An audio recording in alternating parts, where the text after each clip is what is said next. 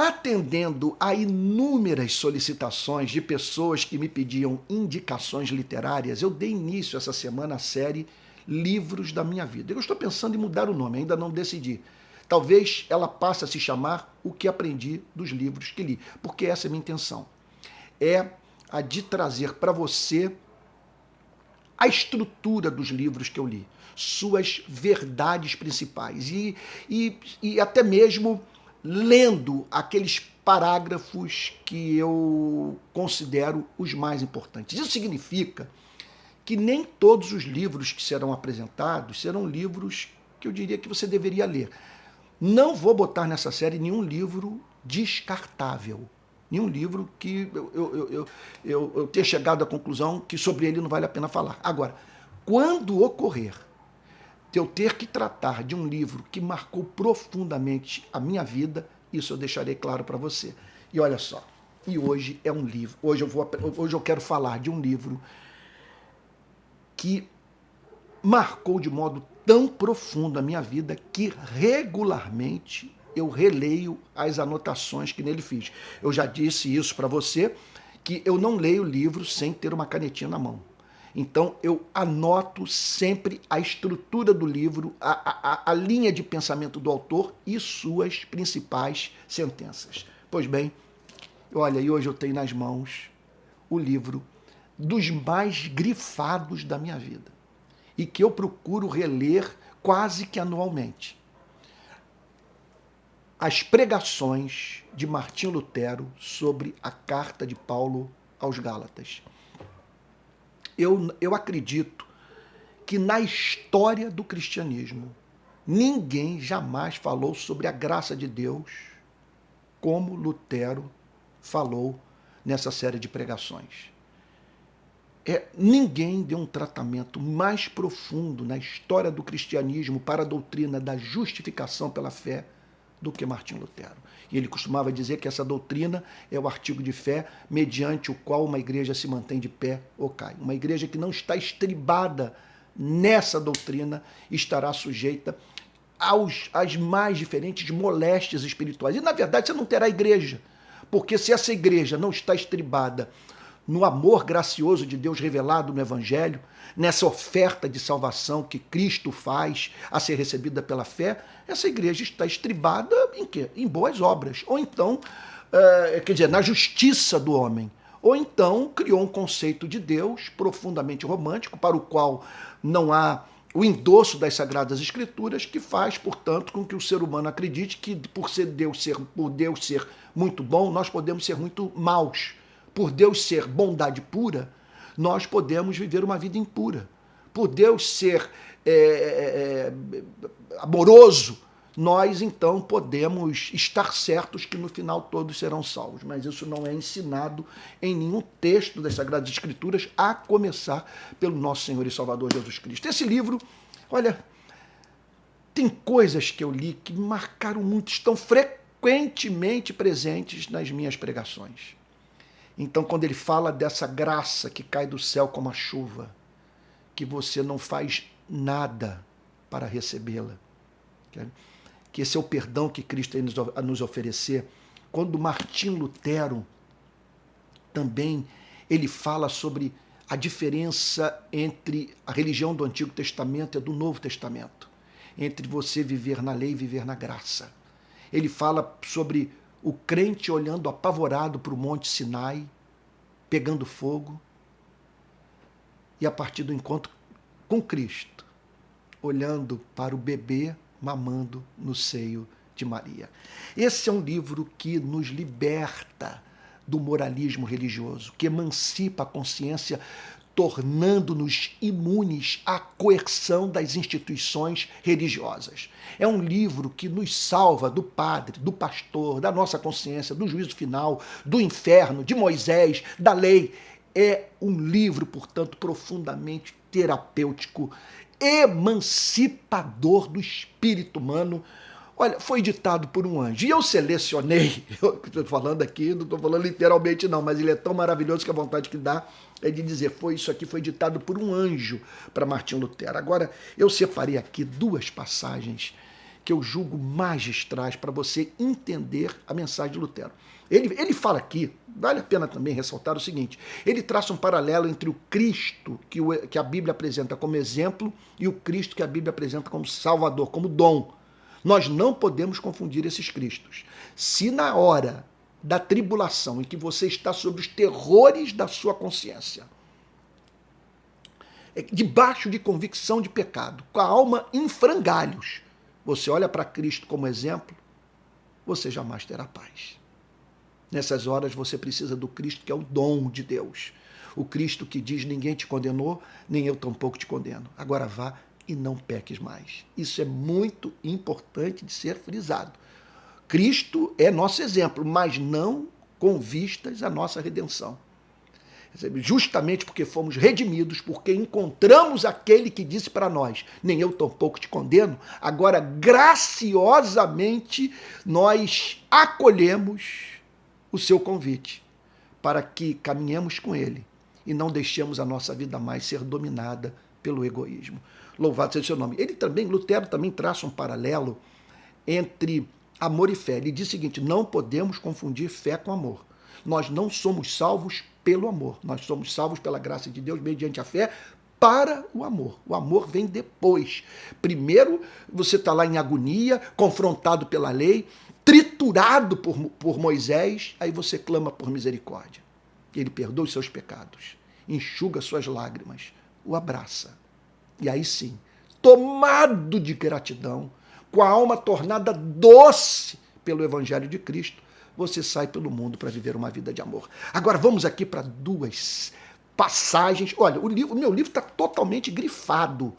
Eu costumo, porque eu já acabei de dizer isso, a gente vai ficando idoso, vai ficando coroa, e agora que eu vou virar vovô, então a gente fica repetindo demais as coisas. Olha, se eu começar a ratear e vacilar, você me dá um toque, manda uma mensagem e diz, pastor, tá repetindo demais as coisas. Eu me lembro de uma senhora, Spurgeon conta essa história, que reclamou do Spurgeon, dele falar muito nas suas pregações, nada trago em minhas mãos. Com isso ele queria dizer o seguinte, quando eu me apresento na presença de Deus, eu não venho com as minhas mãos cheias de boas obras, e sim vazias para receber o presente gratuito da salvação.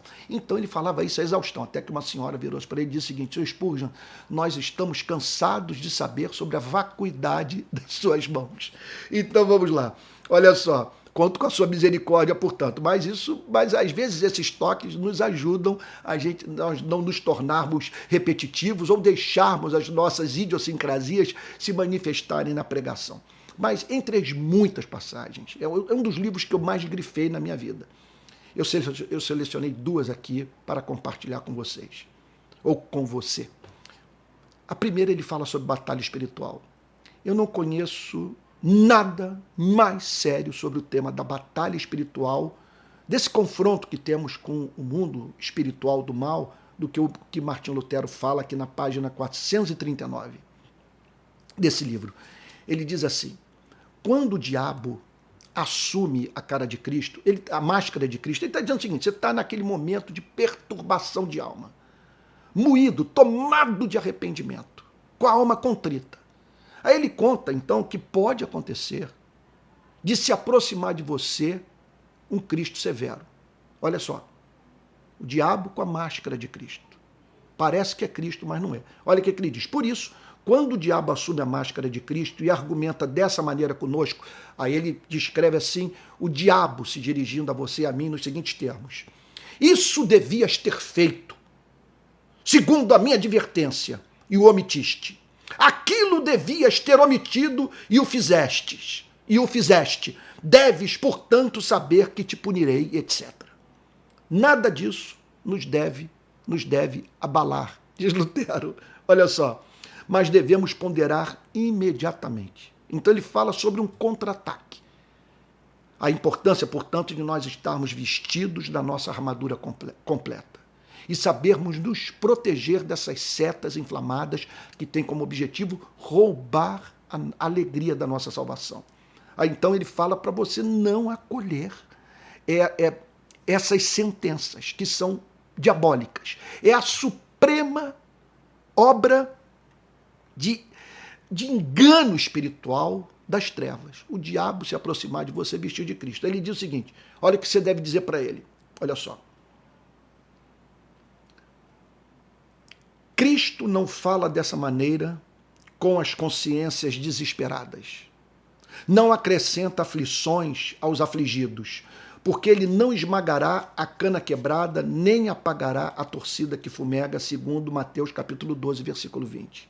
Fala, na verdade, severamente aos endurecidos, mas convida com brandura os apavorados, dizendo, vinde a mim, todos os que estáis cansados e sobrecarregados, que eu vos aliviarei. Devemos, portanto, ter o cuidado de não sermos enganados com a assombrosa arte e os inúmeros ardis de Satanás e de não confundir aquele que acusa e condena com o Consolador e Salvador e, dessa maneira, perder o verdadeiro Cristo por causa da máscara do falso Cristo, que é o diabo, tornando assim a Cristo inútil para nós mesmos. Isso é maravilhoso. Agora, olha só o último parágrafo que eu vou ler. A descrição que Lutero faz do período de vida que ele passou no monastério. Ele era monge agostiniano. Olha o que ele diz.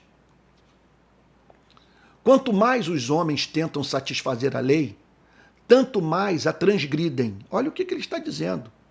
Em ambientes profundamente moralistas, a pregação se volta contra a moral da igreja. Porque sem a compreensão da graça, a consciência não é suavizada pela visão do amor divino.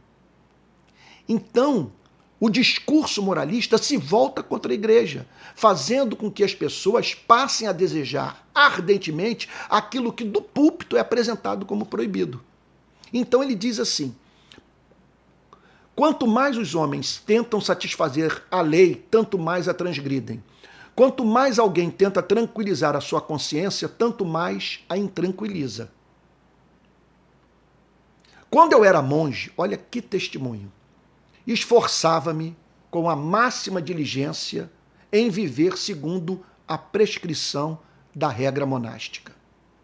Costumava confessar e enumerar os meus pecados, sempre, porém, com a contrição precedente e repetia muitas vezes a confissão e cumpria zelosamente a penitência a mim infligida. E, contudo, a minha consciência nunca podia alcançar a certeza, mas sempre duvidava e dizia, isso não fizeste corretamente, não foste suficientemente contrito, isso deixaste fora enquanto confessavas. Quanto mais, portanto, tentava curar a minha incerta, fraca e aflita consciência com tradições humanas, tanto mais a tornava incerta, fraca e perturbada. E desse modo, observando as tradições humanas, transgredia-as ainda mais e, indo no encalço da justiça da ordem monástica, nunca pude apreendê-la, pois é impossível, diz o apóstolo Paulo, tranquilizar a consciência com as obras da lei, muito menos com as tradições humanas, sem a promessa e o evangelho de Cristo. Meu Deus do céu, que coisa preciosa, maravilhosa. Então, eu recomendo demais a leitura desse livro. Se você não compreender a doutrina da justificação pela graça mediante a fé, você não vai ter descanso nunca. Sabe? Esse livro vai se voltar contra você. Não queira ler esse livro sem as lentes do Evangelho. Porque sem o Evangelho, esse livro deixa de ser a carta de amor do Pai e passa a se transformar na sua vida nas exigências feitas pelo senhor de escravos, que não lhe dá descanso nunca. Então, olha, leia, anote, não deixe de orar em cima dos parágrafos e eu não tenho dúvida que você vai passar a amar o Evangelho, talvez numa extensão que ainda não ama. E, acima de tudo, amar a Jesus, que não veio para ser o juiz da sua alma, mas sim para redimi-lo dos seus pecados.